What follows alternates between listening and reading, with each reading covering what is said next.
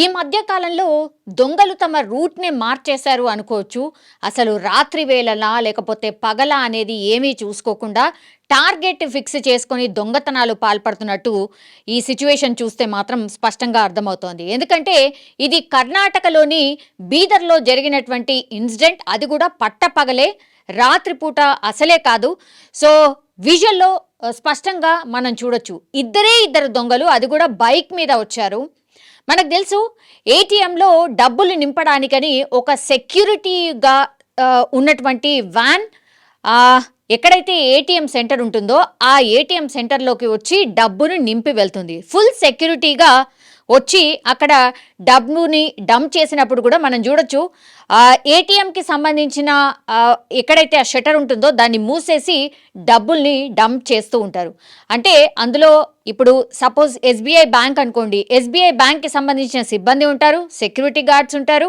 ఆ తర్వాత ఆ సెక్యూరిటీ గార్డ్స్ దగ్గర కూడా గన్స్ కూడా ఉంటాయి. సో అట్లాంటి పకడ్బందీ వ్యవస్థతోనే వచ్చి ఇప్పుడు కర్ణాటకలోని బీదర్లో ఒక బ్యాంక్ ఏటీఎంని నింపడానికని సెక్యూరిటీ సిబ్బంది కావచ్చు అండ్ బ్యాంక్ సిబ్బంది అక్కడికి చేరుకున్నారు. చేరుకున్న వెంటనే జస్ట్ ఆ వ్యాన్ ఆపిరో లేదో ఆ వెనక నుంచి బైక్ మీద వచ్చినటువంటి ఇద్దరు దుండగులు మనం స్పష్టంగా చూడొచ్చు విజువల్లో కూడా.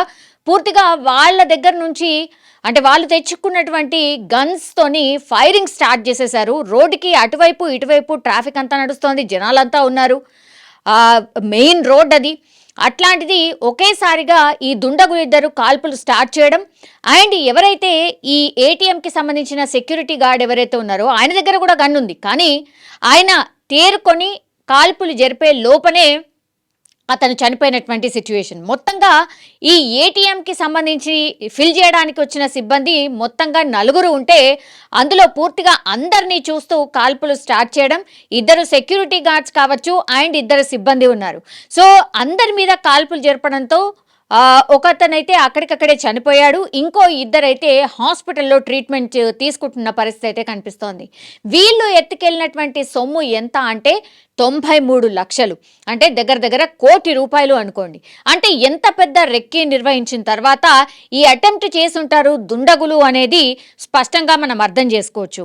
అండ్ దీన్ని కర్ణాటక సర్కార్ కావచ్చు, బీదర్కి సంబంధించిన పోలీస్ వ్యవస్థ కావచ్చు చాలా సీరియస్గా తీసుకుంది.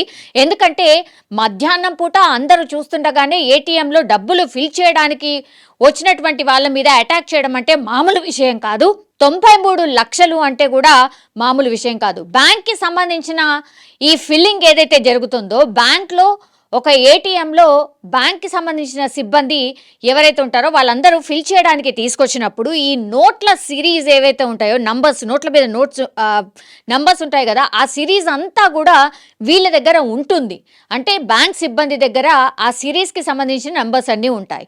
ఒకవేళ ఈ దుండగులు పూర్తిగా కాల్పులు జరిపి ఎత్తుకు వెళ్ళినా సరే వాళ్ళు ఎక్కడైనా ఖర్చు చేయడానికి వెళ్ళినప్పుడు మాత్రం దొరికే అవకాశాలు చాలా చాలా ఎక్కువగా ఉంటాయి.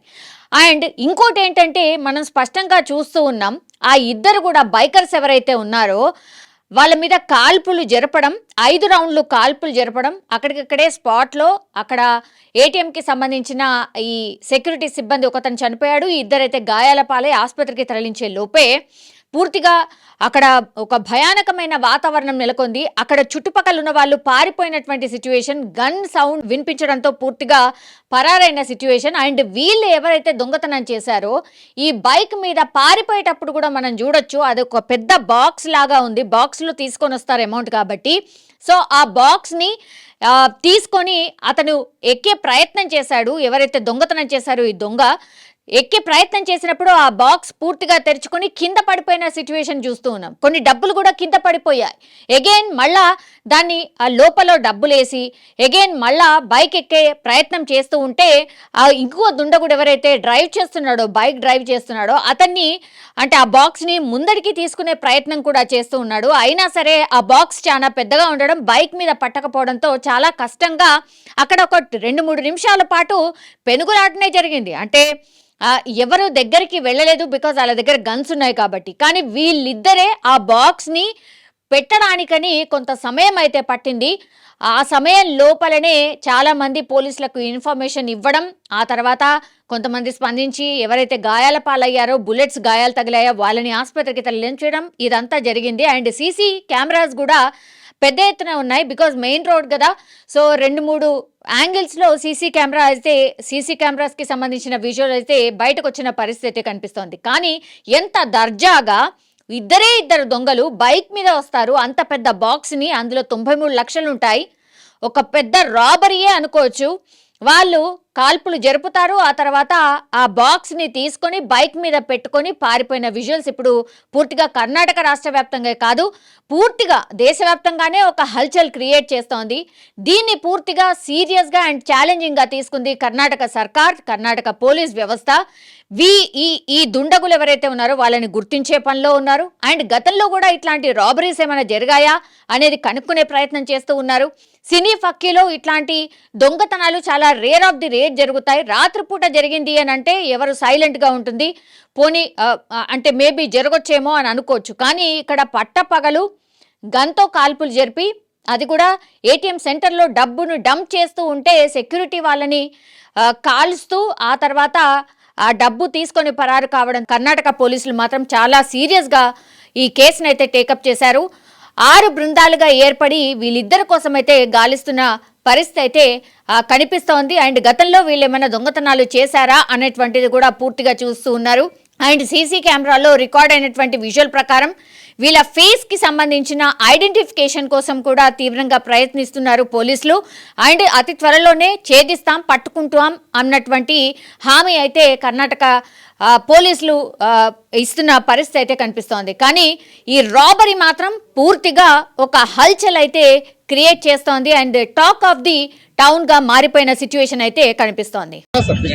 ಇವತ್ತು ಬೆಳಗ್ಗೆ 10:55 11 ಗಂಟೆ ಮಧ್ಯೆ ನಮ್ಮ Bidar city SBI main branch ಎದುರುನೆ ಒಂದು ರಾಬರಿ ಮರ್ಡರ್ ಆಗಿದೆ. ಇಬ್ಬರು ಆರೋಪಿಗಳು ಬೈಕ್ ಮೇಲೆ ಬಂದು ಇಲ್ಲಿ ATM ವ್ಯಾನ್ಗೆ ದುಡ್ಡು ತುಂಬುತ್ತಾ ಇರುವಾಗ ಅವ್ರ ಮೇಲೆ ದಾಳಿ ಮಾಡಿ ಫೈರಿಂಗ್ ಓಪನ್ ಮಾಡಿ ಒಬ್ಬರನ್ನ ಕೊಲೆ ಮಾಡಿರ್ತಾರೆ, ಇನ್ನೊಬ್ಬರನ್ನ ಗಾಯಗೊಂಡಿರ್ತಾರೆ.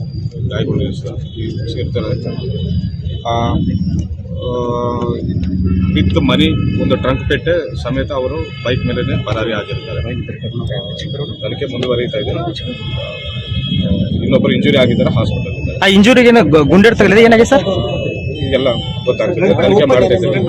ಟ್ರಂಕ್ ಪೆಟ್ ಹೆಂಗ್ ಓಪನ್ ಮಾಡಿದ್ರೆ ಗೊತ್ತಾಗ್ತಿಲ್ಲ, ಓಪನ್ ಆಗಿದೆ ಅಂತ ಸದ್ಯಕ್ಕೆ ಮಾಹಿತಿ ಬರ್ತಾ ಇದೆ.